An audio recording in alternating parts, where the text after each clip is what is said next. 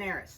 So before we left Connecticut, a good friend of ours and a follower of Grounded Goodwife, Kath Pezzi, she suggested that we should make a video where each of us talk about our 3 all-time favorite holistic items, the 3 things that we couldn't possibly live without. Gotta say, Ehris, was it hard? It really was. We have a lot of favorites. We each could have come up with about 10 things, but we narrowed it down. It really was a tough thing. So guess what? This is that video. So my first item is something I've never discussed. I've never mentioned it. I don't think anybody even knows I do this, and not for any reason. But before I started taking it around 3 years ago, I would occasionally have very sore knees. So what I take now is something called Boswellia. So it's the name of the herb, but it's also the name of the tree, which is native to India and parts of Pakistan.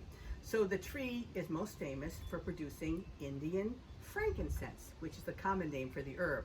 So how they do it, they peel strips of bark from the tree so that a protective gum kind of oozes out, and then it hardens over the tree's wound, so it's a resin. So Boswellia is so effective as an analgesic, which I'm sure you know is a pain reliever, that it increased pain tolerance in male volunteers who were tested by inserting their index fingers into a vise. Like, who would volunteer for that? I don't know. But as Ehris and I know from writing our last book, and reading lots of scholarly articles, people volunteer for all kinds of things. So these guys, they took 250 milligrams of Boswellia before a pointed probe was applied to their nail beds, then the pressure was cranked up. So their pain threshold was significantly greater after they took Boswellia. So 1 hour after taking it, they could tolerate 6% more pressure pain.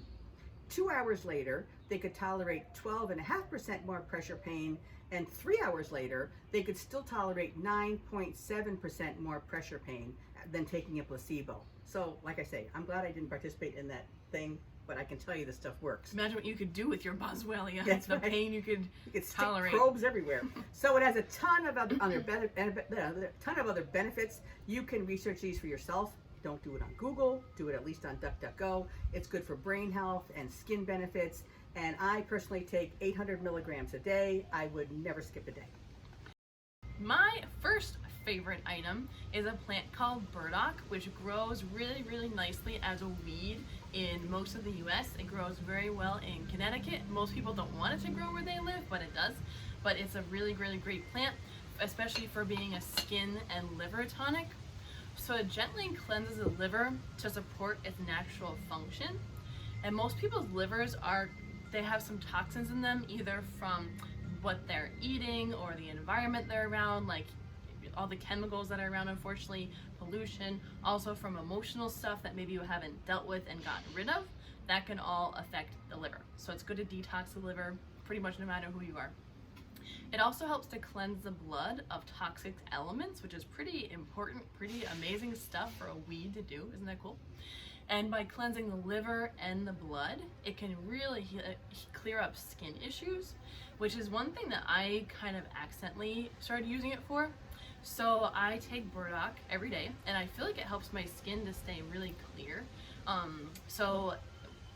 One thing that I think is important to know is that if you do have some kind of skin issue like acne or something, when you're working with tonifying the liver and the blood, especially, with anything but with herbs, sometimes your skin might get a little bit worse before it gets better. So you might feel like you have more acne, and then you might feel like you should stop taking Burdock. But if you just stick with it a little while longer, you'll get through that, and then I'm sure you'll be really impressed how clear your skin is. So wait, do you have a hot date on your calendar? Don't start taking Burdock the night before. If you're have a month in advance to plan, sure. Don't do it 2 days before your wedding, or if you're gonna have a photo shoot. Yeah. That's good to know. Yeah. But I found for skin issues, it's best to take it in as a tea or as a tincture, or what I do usually is I mix that powder in the jar with food, or with when I make a hot milk drink, and you don't taste it, just it's just in there doing its thing, but you wouldn't even know it's there. But I found that doesn't really work too well for skin as a capsule. Just doesn't really seem to have the same skin clearing benefits. But otherwise, it's really, really great. I highly recommend it. So the next one is one, actually Ehris and I both share this one, but we decided that I would get to talk about it. This is a book called Eat Right for Your Type, the Blood Type Diet. So if you know us, you know that we've been practicing the blood type diet for, I say 25 years, but I think it's longer, even longer than that. We swear by the blood type diet. One thing that makes it easy for our family is that we're all blood type B. So when it comes to cooking, it just makes it easier for us. Eris, you're going to explain more of the scientific part of it, but we swear by this book. I should also mention, don't think that you can go online and just Google this. It doesn't work. You have to read the book to understand the whole process. So the whole premise of the blood type diet is that not everyone should eat the exact same diet, which I think totally makes sense and is great. So the point of the blood type diet is that every blood type originated in a different time, like in history, and in a different part of the world. And because of that, each blood type should eat different things. And for each blood type, there's a whole really long informative chapter. And also he has a blood type diet list for every blood type. Like there's foods that are avoid, like poison, foods that are neutral, just like food, and foods that are highly beneficial, like medicine. So we've been doing this since I was like a baby, so we like totally have memorized the blood type diet list. Can I tell a funny story? The only complaint we have about this book is that the book, he doesn't actually have a list where it says O should eat this and B should eat this. So Eris has always been like he does, but it's like kind of it's all kind of chopped up. So Eris has always been like a little enterprising entrepreneur. So when she was little, holy smoke, I think you're maybe 7 years old. What Eris did, she went through the entire book and she made up a whole, beneficial, avoid, and neutral.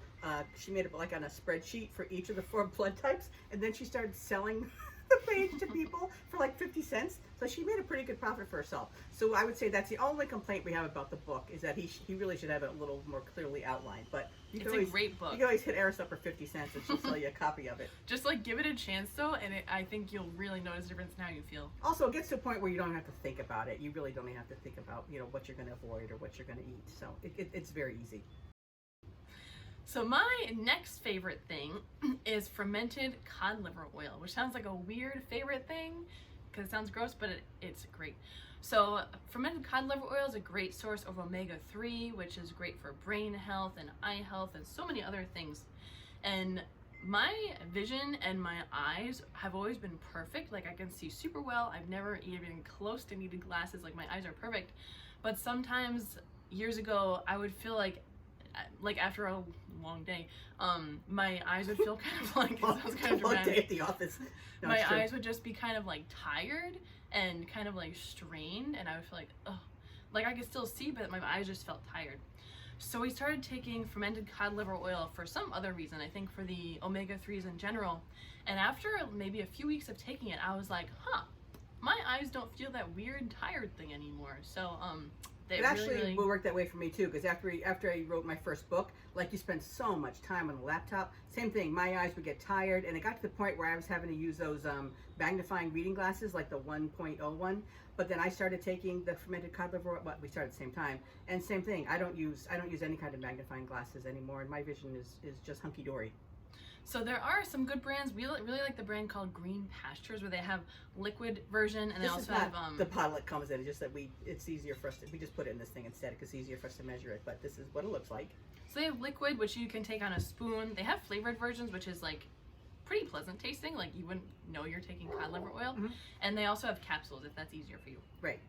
So a lot of cod liver oils in supermarkets or in stores or GNC, they're not fermented, they're just like plain old cod liver oil, and that is distilled where it's heated and carbon filtered and deodorized, and that really damages the fatty acid chains of the oil. And once all that process happens, it has like such a fraction of what the nutrients it had before. So we definitely recommend the fermented, good quality brand. Right, and honestly, like people are like, ew, I don't think it tastes, Eris likes the flavored one, I'm fine with just the plain old one. I don't think it tastes bad at all. I take it first thing in the morning on a tablespoon, and it's really no big deal at all. It's so worth it though for your eyes. Yeah, and your brain. Yeah. So it's my third one? So my third one, anybody who knows me, you know what I'm gonna say, is collagen. So collagen is also referred to as the body's scaffolding. It's the most abundant protein in the body, and I like to think of it kind of as the glue that just kind of holds everything together. And a matter of fact, the word collagen comes from the Greek word kola, which I'm probably not pronouncing right, which means glue. So collagen has loads of benefits. A lot of people are jumping on the bandwagon now, but we've been doing this forever. So I take collagen really for 3 reasons. So it improves the health of your skin. So starting in your 20s, unfortunately, we just naturally start producing less collagen. And the collagen down in the deep layers of the skin cells, they stop going from a tightly organized network of like fibers to this like totally unorganized maze. But I think my skin looks firm and it's smooth. I don't have any wrinkles. And the best part is that my cells, I just keep repairing and renewing just normally. The second reason I take it, everybody has heard about my fast growing hair. I have to get my hair cut every 2 weeks. As a matter of fact, I just tried to stretch it to 3 weeks here in Mexico, and I said to Ehris, nope, I can't do it. That 3rd week just does me in and it starts looking ratty. So I have to get my hair cut every 2 weeks, and I have to cut my fingernails, and you would say the same thing, Ehris, at least once a week I have to cut my nails. So in that way, like, I'm assuming collagen is doing good stuff for my insides, but this is actual, I can actually see this actually happening in my body. And the third reason is for joint pain, which I don't have. And I always hear how people say how sore and stiff they are, and they can't sit crisscross applesauce on the floor, and they can't bend over and touch their hands on the floor. So I don't ever want to wind up like that. So when I think of collagen, I kind of think of like kind of greasing a creaky door hinge. So I don't go ugh when I stand up or blame things on people, when people say things about they're getting old, like never in a million years would I ever say that, because I wouldn't say that. But I just feel fine. I feel like the way I've always felt. An important thing though is don't waste your money on any kind of collagen face creams or any kind of collagen beauty lotions, because collagen molecules, they're too big to penetrate the layers of your skin. So you're just gonna be buying expensive face stuff, and it's just gonna sit on the top of your skin. So the collagen we get is bovine collagen, comes from cows, duh, specifically from their skins and their bone and their muscles, and it's made up mostly of type 1 and type 3 collagen. And people all the time, they want to know, how do I take it? So what I do is every morning I have my 16 ounces of celery juice, and then I wait 15 minutes. And then in the Keurig, I make a cup of organic coffee, because caffeine has so many benefits. I put in 1 scoop of collagen powder, then a teaspoon of our DIY vanilla extract, because that has so many nutritional benefits or medicinal benefits. Ehris, how do you take it? I don't drink coffee, but I do make, I either make like a frothy raw milk drink with herbs in it, or I make like a mushroom cacao drink with milk in it, which is really good. So in there, it dissolves really nicely.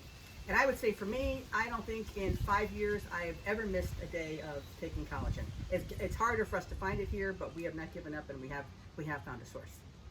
Ehris, what's number 3 for you? So my final one is kind of like 2 things, kind of cheating, but it kind of goes together. It's not cheating.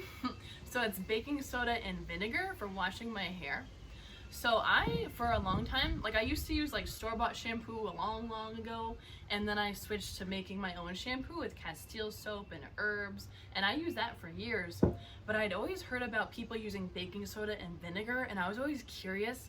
But I heard all these stories like online that were like, oh yeah, when I made the switch, my hair was greasy for a month. I couldn't let anyone see me. And I was like, how am I gonna do that? Like, we're public speakers. Like, how am I gonna like hide for a month? Ehris, I have to say, Ehris actually timed this, because we looked at a time on our schedule when we're gonna have a little bit of a 2-week hiatus there. It was around like Christmas time when like not much was going on. So she was like, oh, I'll do it then, because it's not gonna look too professional. She shows up at a gig, speaking gig with her greasy hair. So when I made the switch, I never actually had greasy hair. I don't know if it was because I was already using the Castile / herbal natural shampoo that I made, and that wasn't as much of a change to the baking soda as like normal shampoo would be. But I love it. I'm a big fan, and it's super easy to use. I feel like it really cleanses my hair, like cleans it, and also gets rid of any kind of like potential dandruff. It's super duper cheap. It's so easy to find, just like plain old baking soda from the grocery store. It doesn't have to be anything fancy. So what I do, it doesn't even have to be apple cider vinegar. Yeah, it can be just plain old white vinegar. Yeah, this just happens to be the the raw stuff. Yeah. So what I do is I take some baking soda. Like my hair's like this long, so I take probably 2 teaspoons of this baking soda, put it in some kind of a cup or thing like this. In the shower, she normally has like a plastic cup. And then I add like 2 cups of 2 cups of hot water to this.